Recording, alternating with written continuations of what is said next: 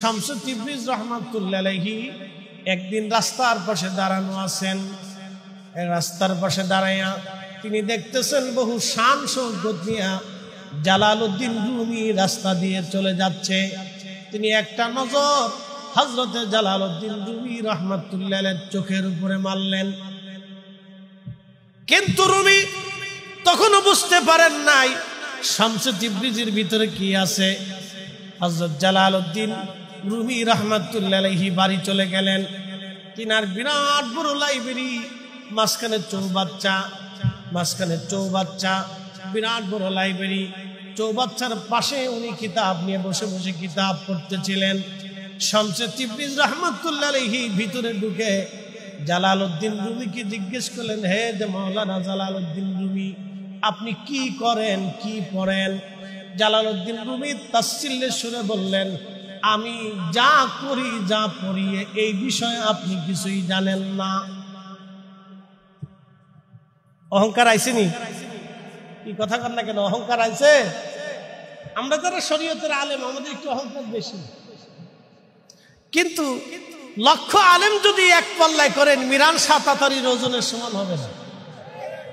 কথা বলেন, জোরে বলেন। এ জমিনে দিন প্রতিষ্ঠিত করেছেন শাহজালাল আমানি। আরে 360 আউলিয়া যা করেছে বাংলার 18 কোটি মুসলমানে তা পারে নাই। কথা কর না কেন? ঠিক কিনা?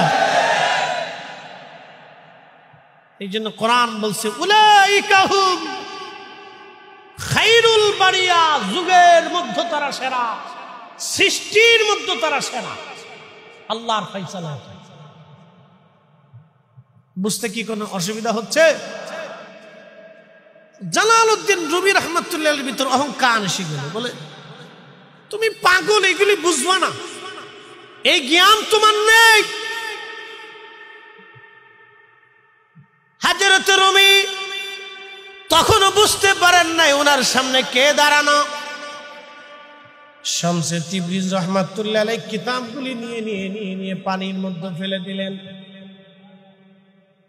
পানির মধ্যে যখন ফেলে দিলেন, জালালউদ্দিন রুমি রহমাতুল্লাহ আলাইহি চেতে গেলেন, খেপে গেলেন। ডাক দিয়ে বলতেছে, পাগল করো কি? এই কিতাব পৃথিবীর কোথাও গেলে পাওয়া যাবে না, তুমি পানির মধ্যে ফেলে দিচ্ছ, কারণ কি? শামসু তিবরিজ ডাক দিয়ে বলেন, রুমি, কিতাবগুলো কি তোমার প্রয়োজন নেই? রুমি বললেন, হ্যাঁ, কিতাব আমার খুবই প্রয়োজন। শামসু তিবরিজ চৌবাচ্চার মধ্যে হাত বাড়াই দিলেন। চৌবাচ্চার নিচ থেকে কিতাবগুলি অটোমেটিক উঠে শামসু তিবরিজের হাতের মধ্যে আসতে লাগলো। উনি কিতাব সামনে দিয়ে বললেন, রুমি দেখেন, কোন কিতাবে পানির দাগ বসেনি। জালালউদ্দিন রুমি পৃষ্ঠাগুলি উল্টায় দেখে একটা কিতাবেও একটা চুল পরিমাণ পানির দাগ বসে না।